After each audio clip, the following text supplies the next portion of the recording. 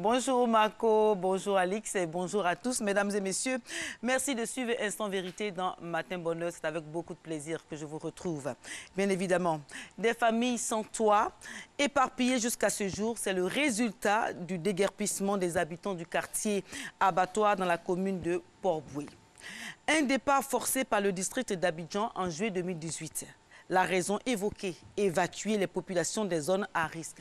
Abandonnés à leur sort depuis la démolition de leurs habitations, toutes les tentatives de déguerpis pour trouver une solution ont été vaines. Pourtant, le district d'Abidjan dit avoir respecté les procédures en la matière.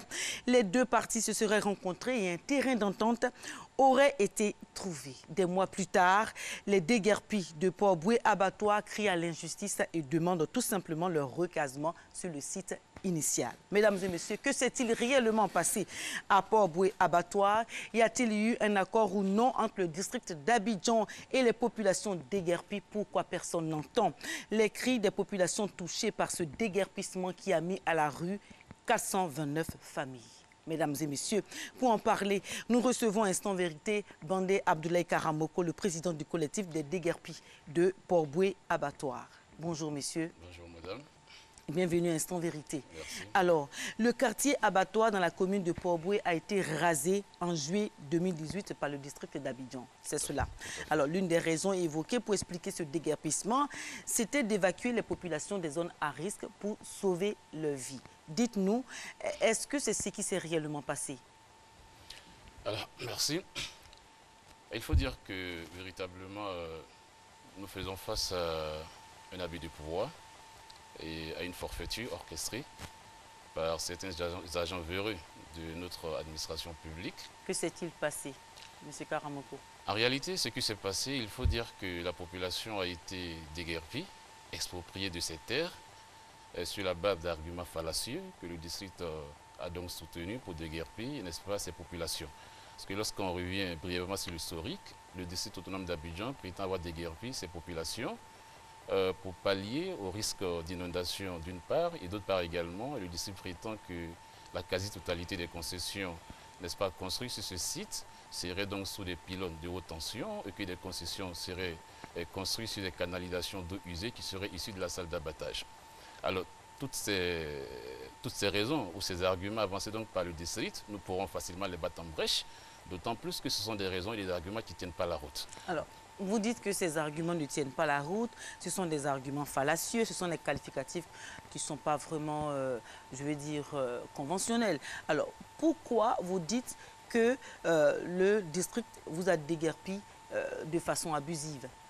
Alors, lorsqu'on part sur la base du premier argument avancé donc par le district, selon lequel le site a été déguerpi pour des causes d'inondation. Le déguerpissement a eu lieu précisément le 2 juillet 2018. Le district prétend que ce déguerpissement a été opéré suite à la décision du gouvernement de déguerpir, n'est-ce pas, des quartiers qui abriteraient des zones à risque. Alors, lorsque nous nous référons, n'est-ce pas, au rapport de la Sodexam, un rapport qui a été donc produit, n'est-ce pas, en prélude aux pluies diluviennes, la Sodexam a donc listé, n'est-ce pas, les quartiers qui abriteraient donc des zones à risque, ou du moins les communes qui abritent des zones à risque. Et à cet effet, la Sodexam a donc catégorisé les différentes communes, n'est-ce pas? Et la commune de Port-Bouët et celle d'Adjamé et de Plateau sont classées comme étant des communes qui n'abritent aucun risque d'inondation. Alors, ce que vous dites là, selon les informations que nous avons reçues du district, le quartier se trouve sur la liste des zones à risque que le gouvernement a établi après des drames liés aux intempéries. Vous savez très bien, de juillet 2018. Alors, vous dites le contraire. Comment cela se fait-il? Qui ne dit pas la vérité, le district ou bien c'est vous qui ne dites pas la vérité? Alors, moi, je vous invite donc à vous référer, n'est-ce pas, à la conclusion de la réunion du Conseil de sécurité du gouvernement, tenue le 21 juin 2018 et présidée par le chef de l'État lui-même. Alors, dans les conclusions, n'est-ce pas, de la réunion de ce Conseil de sécurité, nulle part vous ne verrez que la commune de Port-Bouët, n'est-ce pas, figure sur la liste des quartiers donc, qui devaient donc connaître un déguerpissement. N'empêche, le district d'Abidjan est, si vous voulez, le prolongement au niveau local, hein, au niveau beaucoup plus petit de l'action gouvernementale. Le district peut hein, peut se saisir parce que ce sont des devoirs régaliens, hein, de protéger les populations. Donc, peut identifier d'autres sites à risque, même si le gouvernement n'a pas identifié des sites, enfin, votre quartier comme un quartier à risque. Voilà, le district peut le faire. Alors justement, si nous partons sur la base de cet argument, de cet argumentaire plutôt, alors nous nous disons que la commune de Port-Bouët, depuis belle lurette, depuis son existence, n'a jamais connu de cas d'inondation. Et ce quartier qui a été déguerpi, ce quartier existe depuis l'aube des indépendances et la population a toujours vécu dans ce quartier dans une quiétude totale. Et ce quartier, en aucun moment, n'a jamais connu de cas d'inondation. Et lorsque nous essayons, n'est-ce pas, de parcourir de façon progressive les arguments avancés par le district, nous constatons que ces arguments en réalité ne tiennent pas la route, comme je l'ai dit en introduction. Lorsqu'on prend le second argument, lorsqu'ils prétendent par exemple que la quasi-totalité des concessions seraient sous des pylônes de haute tension, moi je vous invite donc à faire un tour sur le site.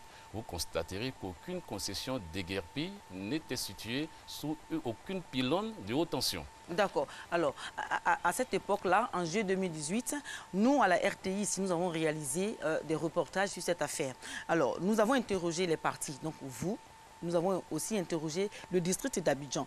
Alors, maintenant, vous affirmez sur ce plateau que le district aurait avancé de fausses raisons juste pour vous chasser du site. Alors, expliquez-nous pourquoi le district aurait donné des raisons, comme vous le dites, fallacieuses à tout le monde. Pourquoi?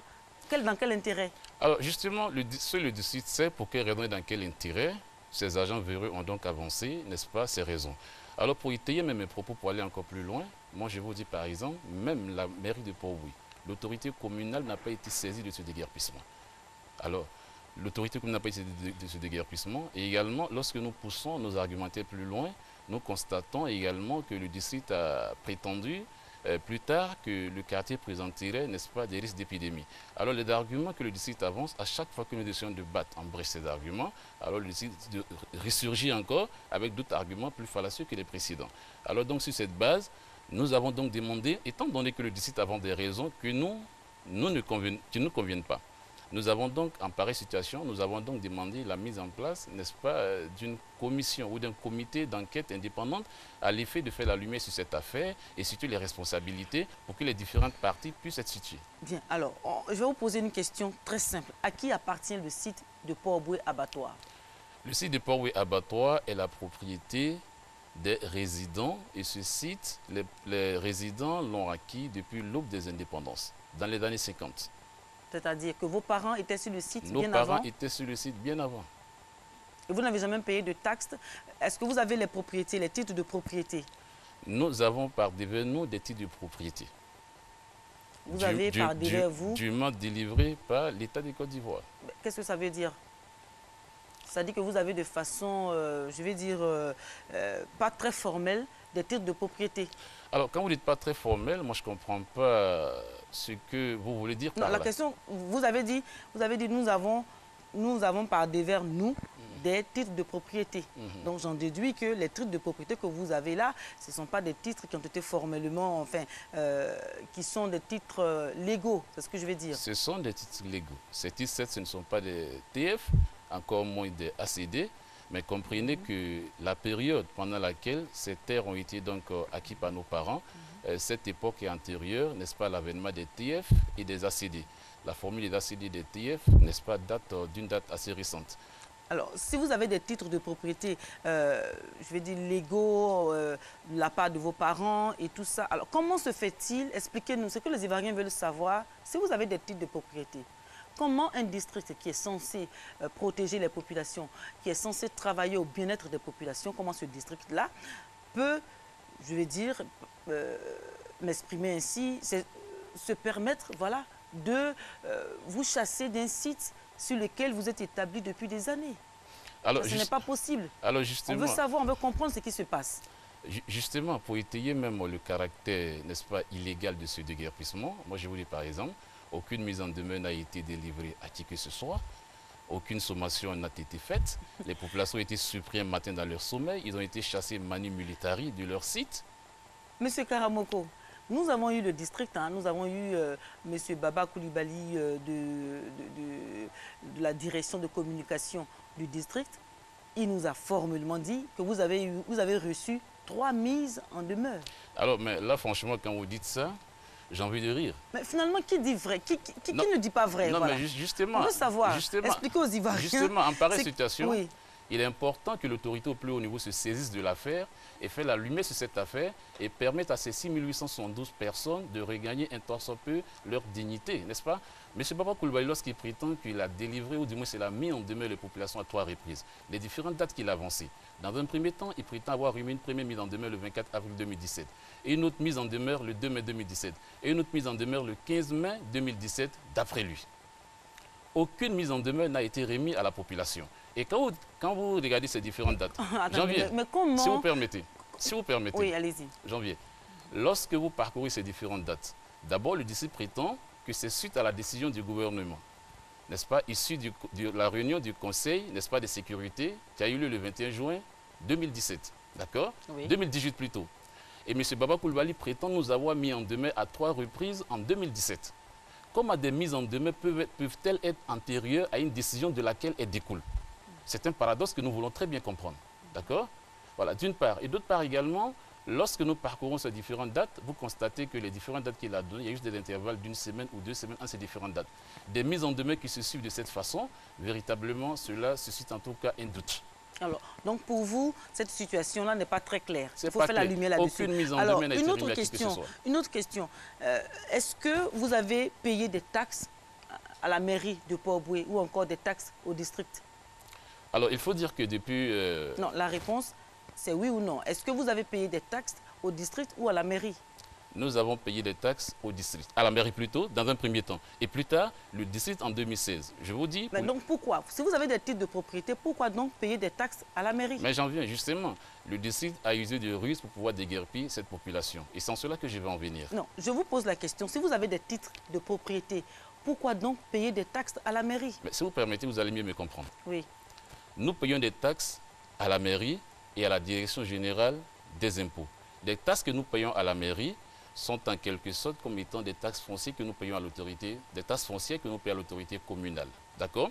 Et le district, depuis 2016, a fait éruption dans le quartier, c'est-à-dire 2 ans avant la date de déguerpissement, a fait éruption dans le quartier, tout en intimant l'ordre de la population de s'acquitter désormais de ces taxes auprès de ces services en lieu et place de la mairie de Port-Boué. Chose que certains habitants du quartier ont refusé de faire. Et le district prétend que désormais, vous n'êtes plus propriétaire du site, mais vous êtes plutôt locataire à raison de 500 francs le mètre carré annuellement. Nous nous sommes dit, mais nous ne sommes pas locataires. Depuis l'aube des indépendances, nos parents occupent ce site. Et en 2016, on veut faire de nous des locataires, nous ne pouvons l'accepter. Non, autrement dit, donc, dans un premier temps, on fait de nous des locataires et plus tard, on nous déguerpit. À vous écouter, que veut le district?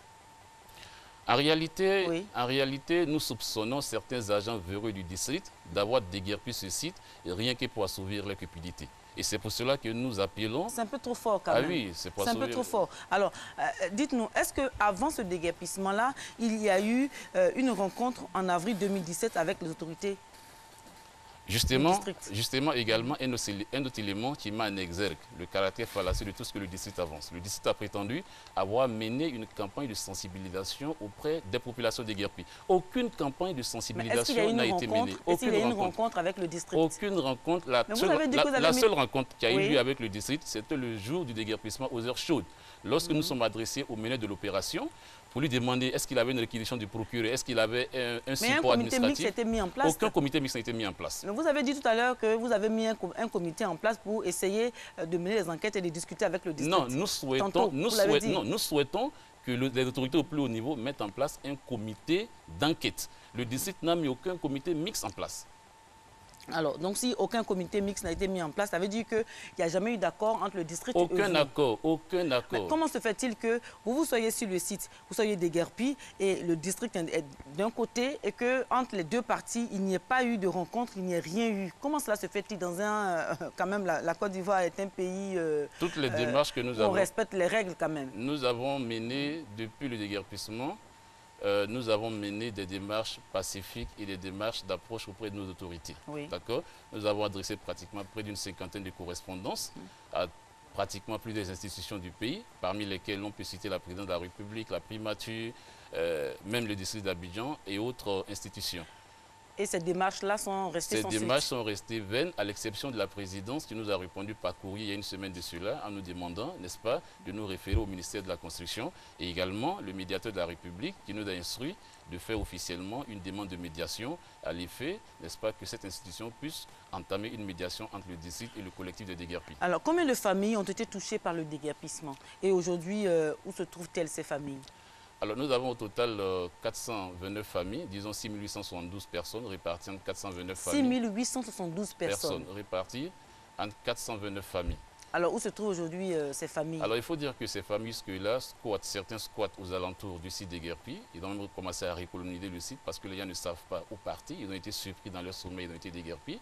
Alors, ceux qui ont certaines familles, n'est-ce pas, ça et là à Abidjan, ont trouvé refuge auprès de leurs parents. Mais par contre, le plus grand nombre demeure toujours sur le site. Bien. Qu'est-ce que vous attendez exactement des autorités?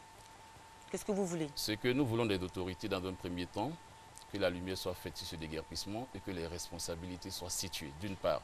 D'autre part, qu'on puisse permettre à cette population déguerpie de regagner le site initial et d'y repartir ses maisons. Mais le site initial, ça c'est déjà fait. Vous êtes parti. Vous êtes parti. Est-ce que vous n'avez pas de proposition à faire au district pour essayer de trouver un accord? Alors, nous ne sommes pas fermés aux négociations. Le district aurait pu entrer en contact avec les déguerpis pour qu'ensemble nous puissions mettre en place, n'est-ce pas, un cas d'échange et échanger. Que de rester et prétendre avoir mis en place un comité mixte qui n'a jamais existé et dont nous n'avons pas de connaissance. Alors, il est dit que 8 millions de fonds CFA comme compensation ont été donnés par le district. Alors, vous avez refusé. On veut savoir pourquoi. Pourquoi ce refus? Alors, nous ne pouvons que refuser ce montant. Notre quartier a été déguerpi dans des conditions illégales. Et toutes les démarches que nous avions entamées auprès des autorités à l'effet de savoir les raisons qui ont motivé le déguerpissement de ce quartier sont restées vaines. Alors finalement, qu'est-ce que vous voulez? On vous donne de l'argent, vous refusez, on met en place un comité mixte. Aucun comité mixte n'a été mis en place. Aucun comité mixte n'a été mis en place. Je répète et je réitère.